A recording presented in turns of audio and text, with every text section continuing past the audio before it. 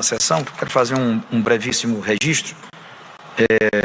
Gostaria de mencionar um fato ocorrido antes de ontem, quando o ministro e colega do Supremo Tribunal Federal e também já votado como membro desta corte, ministro Flávio Dino, revelou ter sido alvo de uma ameaça no aeroporto. Críticas ajudam a melhorar pessoas e instituições, mas atos de desrespeito e intimidação são inaceitáveis.